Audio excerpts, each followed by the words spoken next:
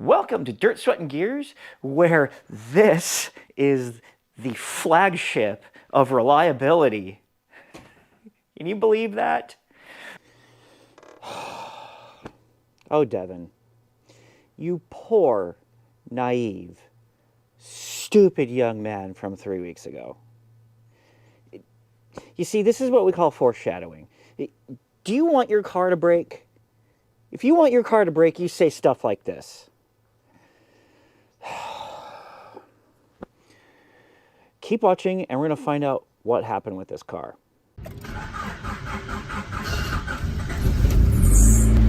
We are here with the Miata, and it has been 8 weeks since our last oil change, which means, of course, we're due again.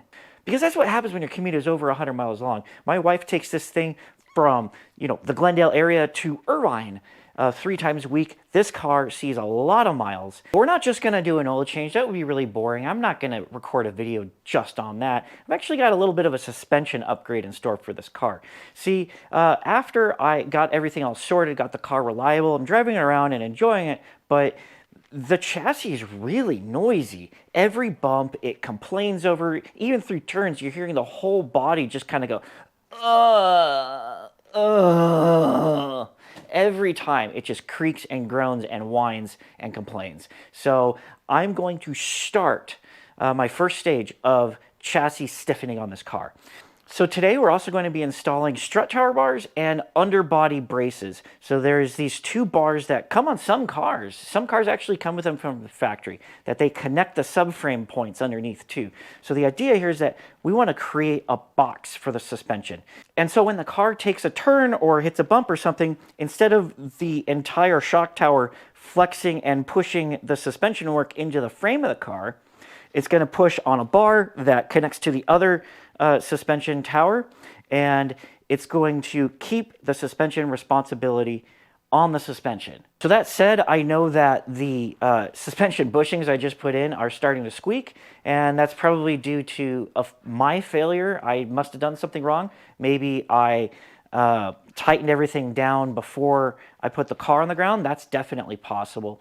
I'm not really worried about that. I'm really more concerned about the chassis noises. So we're going to try to address that. We're going to see if what we did here is going to make a difference. And if it does make a difference, but it still is making lots of noise, we're probably going to keep going because the frame rails in this thing are completely pancaked. And so that means probably frame rails are in this car's future. I don't know if I'm going to go full butterfly brace or frame rails. This experiment is going to inform that decision. Let's get started. We're going to do the oil change. I'm just going to turn the camera off, get it done, because oil changes are boring. So I got the oil changed. Everything was fine, no drama. And now we're going to install the front chassis brace. So this came with a little bit of hardware. I see it says brace chassis front from NA Miata. Looks like spacers, washers, nuts, and bolts. So let's find out where this goes. I'm pretty sure it goes back here. If I can not turn the camera upside down. It goes back here and connects like this. So we've got those thick spacers, and then we've got nuts, bolts, and washers. That replaces these bolts right here. So we got a little bit of a problem. This is the bolt that it came with, and this is the bolt that came off the car. And as you can see here, if you get really, really close, I don't know if you can really see it, but the threads are different. So this came with a nut, and I really am not seeing the use for the nut. The bar lines up perfectly to the points that I took these bolts out of, and I'm 99% certain that's where it goes. So I think I need to make a trip to the hardware store to just get longer bolts like this. This length, but in this thread. So I'm not exactly sure which one is which. These are the strut bars for Megan Racing, and all it says is race spec strut tower bar. It doesn't say if it's front or rear. So I guess we're just going to unpackage them and find out.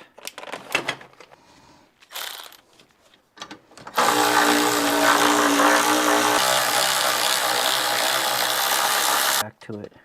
We'll tighten it down when we get the other side on. But it started, and so that's good. Go to the other side. Let's take this off of the bar. try to just get the bracket on, because that's terrible. Yeah. You cannot use this. Oh, Jesus. Really? What? Look at this. Look at this. Stock airbox. Factory airbox. Lined it up. Doesn't fit. Doesn't fit. Does not fit. So what am I going to do here? How am I going to have a strut bar and have the factory airbox? Yeah, so we can't use this. I don't know why Megan Racing would do that. I don't know why they would make a strut bar that couldn't fit over the stock airbox. It's not that hard. But I'm willing to bet it's because they want you to buy their intake.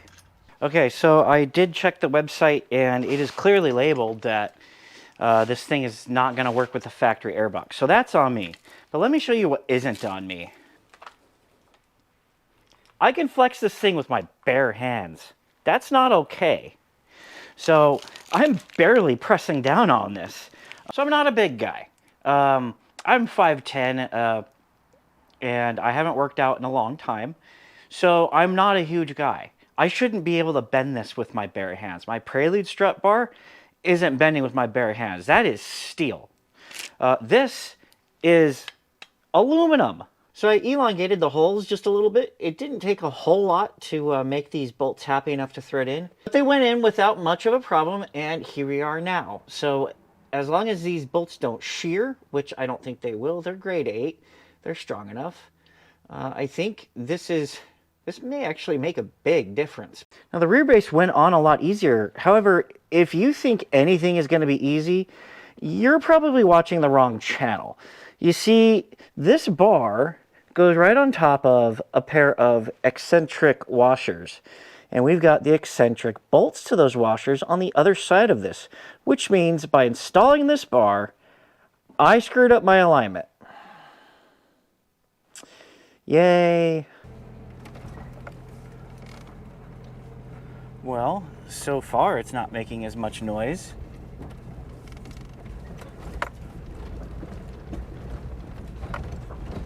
The doors are still rattly.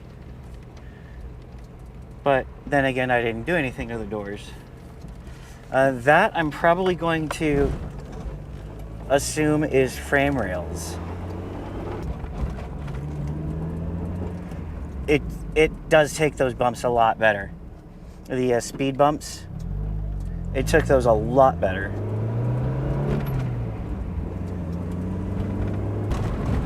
It is still noisy though. Definitely causing a lot of... Whoa! There's a stop there. That truck was blocking the sign. Wow. And so with this little suspension upgrade, this is actually a very cheap upgrade. These bars were something like 40 bucks each. They were from Cobalt, and there is less noise coming from the front of the car. There is less noise, I think, coming from the rear of the car. There's obviously the same amount of noise coming from the middle of the car. That's because I didn't do any kind of bracing in the middle of the car. And like I said, my frame rails are really, really bad. That said, the underbody butterfly bracing or just regular frame rails is most likely going to happen before I even do strut bars, because that's where the noise is coming from. That's where all the body flexing is coming from. There's also a couple of bars that go along the bottom of the doors. I may do that as well, but we'll see. We're just going to do this one step at a time until we get something that isn't really annoying to drive. That's really all it comes down to. So lastly, let's see how badly I screwed up the rear end. And to do that, we get on the freeway.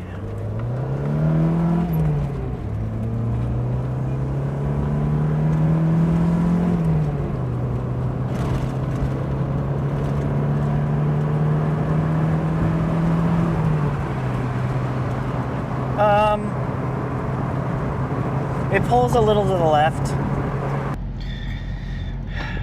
Well, I was wrong. It turns out the flagship of reliability is the car that you take to go fix the car that left you stranded. Ah! You know what? This is for a different video. We're going to talk about this later. Learn from this. You see, a couple of days ago, I was with my wife visiting our dear friends watching Battlestar Galactica. We decided to do it on Friday instead of Sunday because of Christmas. And on the way out, the Miata started to misfire very badly, to the point where it was running on 3 cylinders, and it would get better momentarily and then go back to running on 3 cylinders. So I had to make a decision. I could either try to limp it back home, which was a very bad idea, or just turn around and leave it at my friend's condo. And so that's what I did. I started to smell gas coming out of the exhaust, so I thought, you know, for sure if I had to drive 25 miles home, I was going to fell the cat and ruin the O2 sensor, so I decided to just leave it at my friend's house. And so now today, we're going to go and diagnose it on Christmas Eve.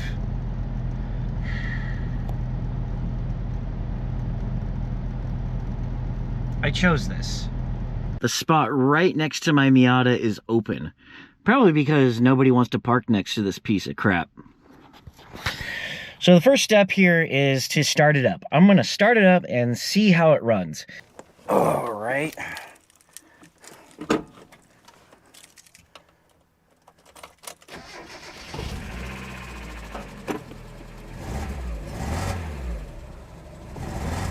Okay, it's still running badly. Are you just going to fight me every step of the way today? All right, let's first... I want to see if every spark plug wire is firing. So I'm going to throw the timing light on. The spark plug wires are firing. And I'm going to use the timing light because that is a nice, safe way of learning that information. Clip that on. It's not one.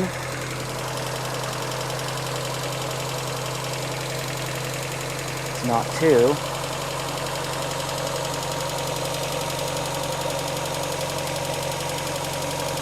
Come on.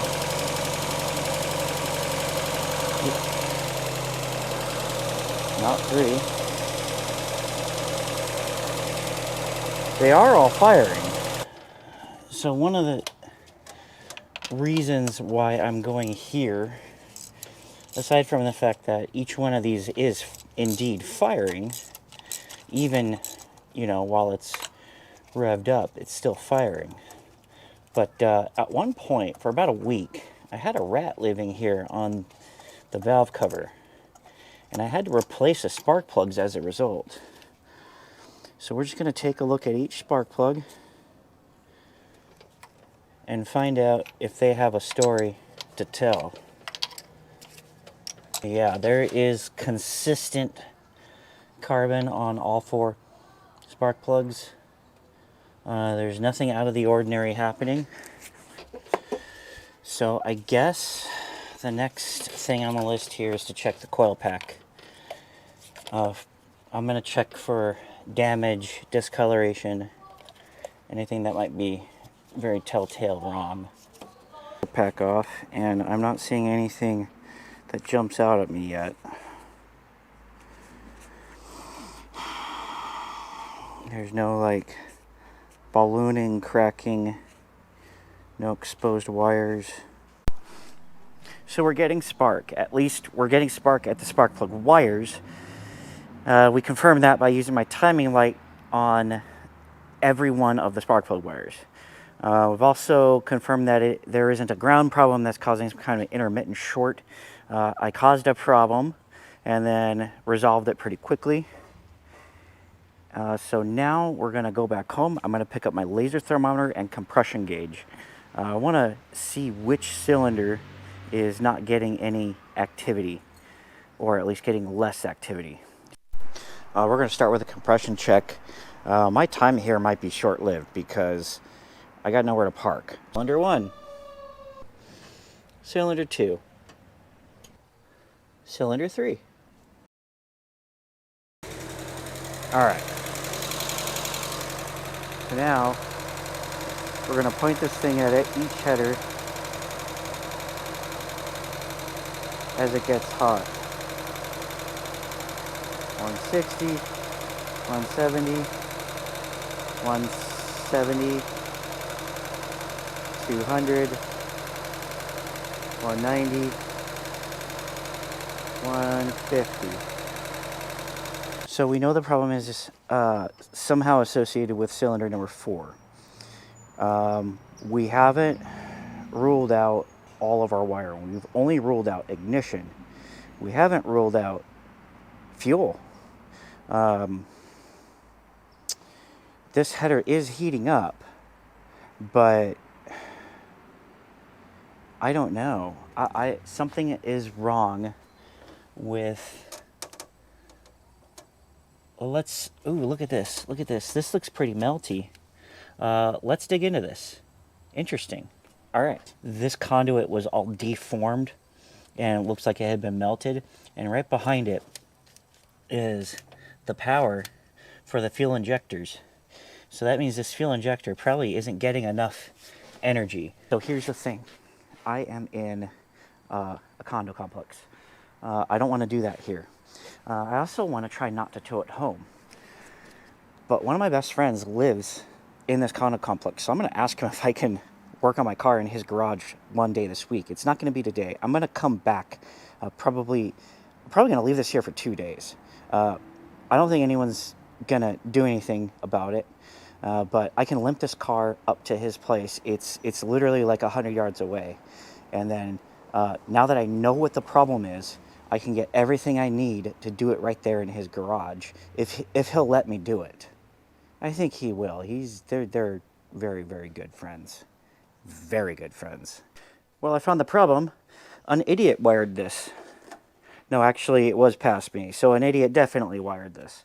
Here is the factory harness connection, and it runs into the fuel injectors here. But you see here, I've got crimp connectors and then crimp connectors.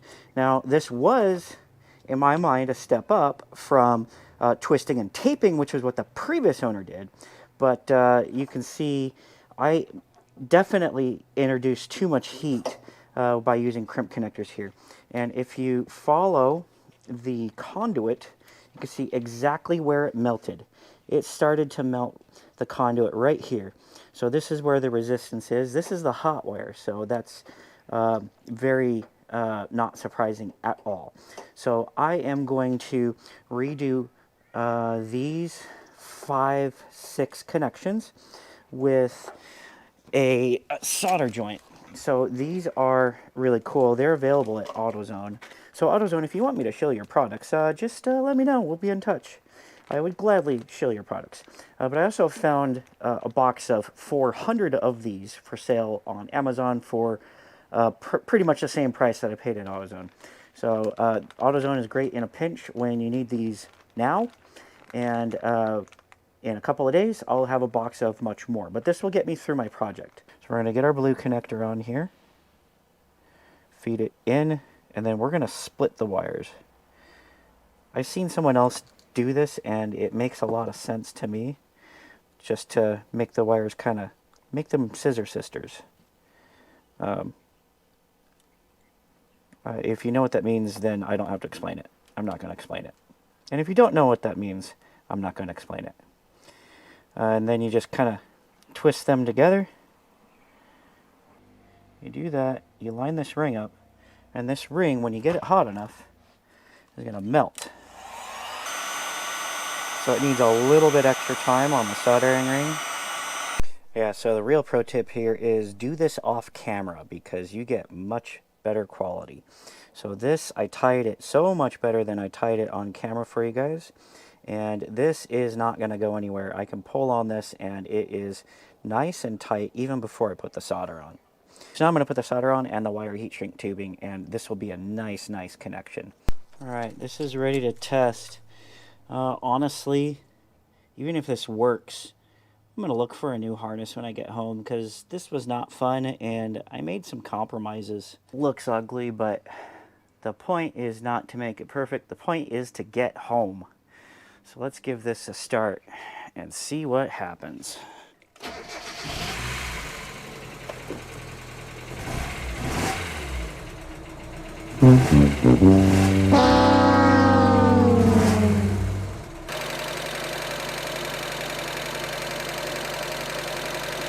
Yep, I'm still having a problem. Well, I'd say it was a worthy effort because we did have definite melting in the harness and there was evidence that these wires built up too much heat. But unfortunately, that wasn't the solution to our problem. So, I'm going to have this thing towed home because, unlike some people, I don't like to abuse my friendships. And my friends have been very, very good to me to not only drive me home, but to let me use their garage for a few hours while I try to fix this. I gave it a try, and it didn't work. So let's just get this thing home, and I'll start throwing parts at it. Okay, so I tried replacing the cam angle sensor. However, when I started up the car, it did the exact same thing. So clearly it wasn't the cam angle sensor, but that's no big deal because it was a free replacement. Lifetime warranty under AutoZone. So that's staying right there. And then the best news of my life happened when the car wouldn't start at all because, well, yeah, that frayed and broke. So this may have been the problem all along. The new harness is spliced together, and I mean, the colors are all wrong, but at this point, I'm so far beyond caring. I just want my car to run.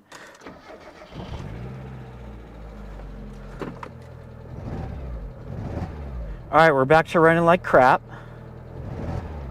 but at least I can move the car around on the property. Well, today the Fab 9 ignition kit came in. I decided to get a coilover plugs kit to try to solve this because it's no secret, the Miata's ignition system is absolute trash. So I'm to the point where I'm just throwing parts at it, starting with the ones that I've been wanting to do for a long time anyway. So this is the Fab 9 coilover plug kit. Was pretty cheap. I mean, not cheap, it was like 200 something bucks. But the instructions are existent, sort of. This is definitely not for the novice mechanic. You kind of have to know what to expect here. So there's some wiring you got to do in order to even plug it into the igniter. And let's just open this thing. We're running out of daylight. And I want to try to get this done today because I got some really stupid things happening. So I've wired it up according to the very extensive instructions from Fab 9. And by very extensive, I mean absolutely pathetic. It doesn't really tell you exactly what to do. So I'm trying to figure this out without destroying my existing car. So I've unplugged the coil pack. I don't know what this is doing yet. And then I have unplugged the igniter and ran the wires into the igniter harness and just kind of stuck them in there because I want to test this before I start cutting anything. I'm definitely not cutting that until I know that this is going to work. The coil packs themselves, they just have this little O-ring on them to keep stuff from falling into the cylinder. I don't think that's going to work for me. I think I'm going to need to get something in addition to that. But we'll cross that bridge later. I want to see if this works. I'm just going to say before I even start this, I am not optimistic. I'm not optimistic at all.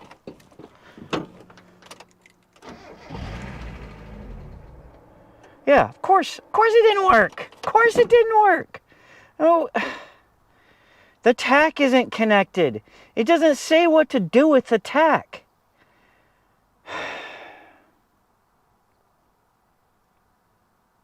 I mean, what are you supposed to do? Like, you're supposed to I don't know, plug the igniter back in and vampire off of it? I don't know. But, you know, it would be really helpful if there was some fucking instructions. One of the reasons why I did it all ghetto like this is easily reversible. So I'm kind of trying to take a software developer's approach to debugging this thing, which is make one change at a time and make sure that change can be easily reversed and do that change in a safe environment. So we know this might work. What I've discovered was that since we don't have a tach signal, of course it's going to shut off. Of course it is. What they do not tell you on the Fab9 website when you're looking at the coilover plugs setup is that for an NA Miata with a factory ECU, you need another module. And that module is $100. And you know, the bummer about that is I wish I had known up front. This could have influenced my decision whether or not to buy this. It may have, it may not have, but more importantly, I would have gotten it all at the same time. I would have had everything I needed at the same time rather than hitting this block and then having to discover it for myself. It's nowhere in the documentation until you look at the module that you need to buy. That's where it says use with coilover plugs. And so that's how I found out, was looking at their website, looking through all of their parts, not just searching for this setup, and I was able to find it. It just would have been nice if it had been better documented that you needed another module in addition to this stuff if you're using a factory ECU on a early year Miata.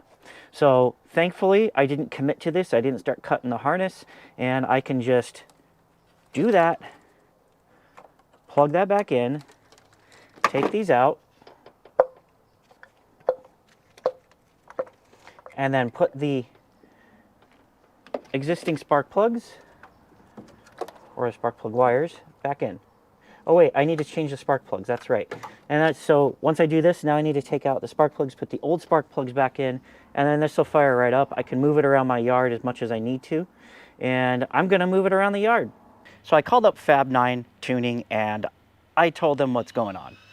I told them, look, my wife's job doesn't care that the part supplier did not include the need for this in their instructions. My wife's job only cares that she's not in the office. So they were really apologetic. They sent me this as a rush order. It got in, I mean, it's been over a week of downtime, and that's the best they could do. But that's because of the holiday and all that stuff. But I got it in, and of course, I mean, this is not news by now. The instructions are terrible. It does give me information about what each wire is, so that's pretty much all we have to go off of, because this is a Miata, not a Mustang. This is not a Dodge Hemi. This is not a GM V8. This is not a Mitsubishi Eclipse or an Eagle Talon. But there is some good information in here, like this right here is pretty useful because we are connecting to a coil pack. It's their coil pack, but it tells us basically that we're going to go from the red comes from the car, goes in here, it goes out to red-green, and red-green goes into the coil pack harness. So that tells us what our circuit needs to be. Black is obviously ground. Gray is the tach signal, which is one of two things that is on our igniter over here. We may need to cross the two igniter wires together, but that's something that we're just going to have to find out, and we're going to have to discover it together. All right, I got this thing mocked up how I think it should go.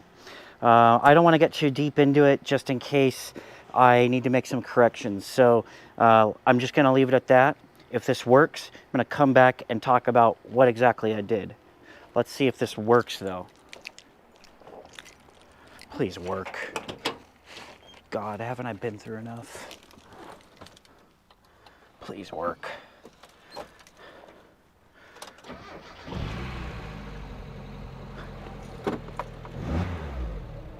It worked.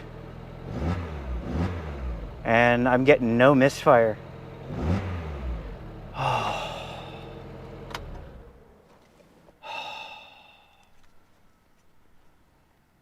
That is such a relief. You have no idea. This is what I did. This is the Fab 9 coilover plugs kit. This is the Fab 9 ignition module. I mocked everything up in the original harness, so I just shoved the wires in. I didn't want to cut anything. I didn't want to mess around yet because I needed to be able to reverse this. But now that I know what's going on, it's time to make the decision whether or not to cut this or to try to do something else with it. But I'm probably going to cut it just because I am so short on time. So what did I do here? Okay, so first, this wire. This is for cylinders 1 and 4. That's actually documented in the instructions for the coilover plug kit. What these colors mean is actually there. So that's really, really helpful. This is cylinders 1 and 4 that go here. And this is cylinders 2 and 3 off of this brown wire that traces up to brown and yellow. Black is obviously ground. Black, I use the ground for this harness here. All right, so we've got green, brown, black, and then we've got this red wire way over here. Red is the power to the coils. This is the hot wire. This runs not to here. This runs to this module over here. This red one here runs to red-green, the output on this module. The red input on this module goes into your Miata harness. Then, from there, we've got the tach signal. And you'll notice on the Miata diagram that there's actually 2 tach signals right here. So I just joined them together right here and then ran them straight into the plug. And now it ran. How good did that run? Well, you know, I didn't hear any misfire. So that's a huge improvement. Is it going to drive better? I don't know. The next step here is to clean all of this up. I've also got this mess with the fuel injectors. I think I'm going to get to that later. I think I want to figure this out first. Get this cleaned up, wired in, tested, and then once this is tested and working, then I can clean up the fuel injector wiring, tidy up all the wiring. I don't think I'm going to be done today because I'm running out of light, but I also have to find a place to mount this. I have to find some hardware to mount this with, and that's going to be just fantastic because there's not a lot of room here. So since I'm watching paint dry, let me show you what I've been doing. So the best decision I made in the past, well, entire ownership of this Miata was to cut this stupid little thing off right here. Because this cowl, I still have to rip it out from this mounting hole, but this cowl piece isn't doing anything. I mean, come on, it's open all the way over there. So I just decided to cut it. I may just remove it entirely and put in a bolt-in cowl piece. Those are pretty expensive though, so for now, we're just gonna rip this thing out, and now I can get my hand back there. So, here's what I ended up doing. I mounted this up, I drilled some holes, test fitted it. This is gonna fit, and I'll be able to thread it in with my hands and everything. And then I had to figure out, where am I gonna put this giant freaking tach module? So I decided that I'm going to go back here over to the factory igniter. I removed the igniter, and I have paint drying on this ugly, ugly, misshapen piece of metal that I have over here. I did it freehand because I really don't care. I just wanted a place to mount this stupid thing so that I could get my wife's car back on the road. Once I get that painted, it's going to go back on. I'll be able to mount this thing up and wire everything up as kind of a final job. So, you may notice, if you're an eagle eye, that I used to have a catch can there. Catch cans are not essential for the car. So I decided I can either have a catch can, or I can have this module, or I can do something really funky and try to have both. But you know what? This was so much faster than trying to work out another solution. The other solution could have been to have the catch can here and to mount this piece on the back side of it. But again, I don't care that much. And also, I've been meaning to have a catch can installed on the Prelude, so now I have a catch can to install on my Prelude. Well, I've done worse. So I reused the position of the igniter for the tach. I've got a little plate made here. It's solid, good enough. The original wiring, I cut off the connector, spliced in the wires. I still have to tape these, but I'm going to give this a test before I tape this. because this is the part that makes me most nervous. I went through all of this effort to route things, to mount things, to clip and connect everything, and just one thing wrong, and this is a failure. But we don't know that yet. There's only one way to find out. So I checked on my fuel injector harness, and it's actually going to be delayed for at least a few days, probably well into next week. So we're going to go on our test drive. In the meantime, I have taken the existing harness and just wrapped it up in tape. It's definitely going to last long enough, even if it's not something that I would drive around for, more than a month or so. Pretty sure this will be resolved by then. Let's start this up and take it for a spin. So there's going to be quite a bit of smoke coming out the tailpipe for now. And that's because of all of the unburned fuel that went into the system when it was misfiring really bad. But we also may have a little bit more blow-by since I have removed the catch can. The engine's still cold, so I'm not going to thrash on it too hard. And also I got to avoid people that are running stop signs. But it feels really good so far.